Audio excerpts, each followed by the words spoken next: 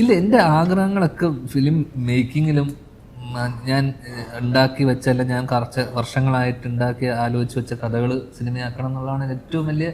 എല്ലാവർക്കും നമ്മൾ സിനിമയിൽ വന്ന് സിനിമ ഇഷ്ടപ്പെട്ട് തുടങ്ങി, അല്ലെങ്കിൽ സിനിമയിൽ വന്നതിന് ശേഷം ഞാൻ ഏറ്റവും കൂടുതൽ ഇഷ്ടപ്പെട്ടത് ഫിലിം മേക്കിങ്ങാണ്. അപ്പം ആദ്യ സിനിമ സ്വാഭാവികമായിട്ട് നമ്മൾ വിചാരിച്ച പോലെ ചെയ്യാൻ പറ്റാത്തതിൻ്റെ എനിക്ക് വിഷമങ്ങളും എനിക്ക് ബുദ്ധിമുട്ടുകളൊക്കെ ഉണ്ടായപ്പോൾ ഞാൻ പറഞ്ഞിരുന്നു എനിക്ക് ആദ്യ സിനിമ എനിക്ക് പ്രിയപ്പെട്ടതല്ല എന്നുള്ളത്. പക്ഷെ എന്തൊക്കെ പറഞ്ഞാലും നമുക്ക് ആദ്യ സിനിമ പ്രിയപ്പെട്ടതാണ്, പക്ഷെ എനിക്ക് അത് ഇഷ്ടമില്ലായ്മ. അതാ ടെക്നിക്കലി സ്വാഭാവികമായിട്ട് ഞാൻ അത്യാവശ്യം പടം ചെയ്ത് ഞാൻ അസിസ്റ്റന്റ് ഡയറക്ടറായിട്ട് ഞാൻ നമ്മൾ പണിയറിയാതെ വരുന്നതല്ലോ. നമ്മുടെ സപ്പോർട്ട് സിസ്റ്റം ഒക്കെ ഇപ്പോൾ ജോമോനും റോബി കണ്ണൂർ സ്ക്വാഡ് ചെയ്ത് റോബിയാണ് ഷൂട്ട് ചെയ്യുന്നത്. നമ്മുടെ സപ്പോർട്ട് ടീമൊക്കെ ഗംഭീര ടീമാണ്. പിന്നെ നമുക്കും പരിപാടി അറിയാതെ നമ്മൾ ബ്ലൈൻഡായിട്ട് വരുമല്ലോ. അപ്പോൾ നമുക്ക് പരിപാടി അറിയാം. ടെക്നീഷ്യന്മാർ ഇവിടെ എത്രയോ പേരുണ്ട്. ഇവിടെ ഇല്ലാത്ത നല്ല റൈറ്റേഴ്സും നല്ല കഥകളും ഇതാണ് ഇവിടെ കുറഞ്ഞു പോകുന്നത്. അപ്പം അതുകൊണ്ടാണല്ലോ കുറച്ച് സിനിമകളിലേ ഓടുന്നുള്ളൂ.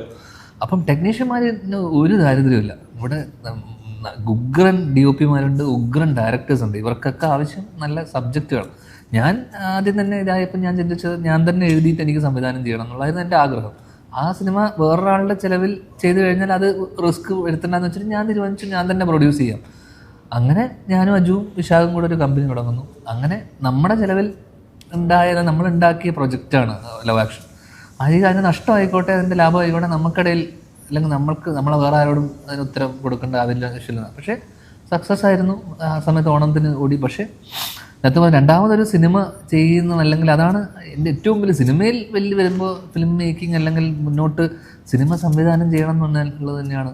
പക്ഷേ നമ്മൾ ഇതിന് സ്വാഭാവികമായിട്ടും എടുക്കുന്ന സമയം, ടൈം, അല്ലെങ്കിൽ ഒരു സിനിമ കഴിഞ്ഞ് കഴിഞ്ഞാൽ പോലും ഒരു ഹിറ്റ് അടിച്ചാൽ പോലും അടുത്ത സിനിമ ഡയറക്റ്റ് ചെയ്യാൻ വേണ്ടി ഒരു 1.5 വർഷം ഗ്യാപ്പ് വരും. അതിൻ്റെ പ്രിപ്പറേഷൻ, ആർട്ടിസ്റ്റിൻ്റെ ഡേറ്റ്. അപ്പം ഓൾട്ടർനേറ്റ് ഒരു കരിയർ ഓപ്ഷൻ ഉണ്ടാകുന്ന സമയത്ത് ഞാൻ ഓൺ പ്രൊഡക്ഷൻ അടുത്ത വർഷം പ്ലാൻ ഉണ്ട്. DS ആയിരിക്കില്ല, അത് വേറൊരു ഇതും കൂടെ വെച്ചിട്ടായിരിക്കും. DS എന്ന് വെച്ചാൽ ഇല്ല, ഞാൻ വേറെ പേരിലായിരിക്കും അത്. അപ്പോൾ അതിങ്ങനെ ഒരു പ്ലാൻ ഉണ്ട്. അത് ഞാനൊരു 2-3 പടങ്ങൾ ലൈനപ്പിൽ ഇട്ട് വെച്ചിട്ടുണ്ട്. അടുത്തൊരു April May ഫസ്റ്റ് പടം അനൗൺസ്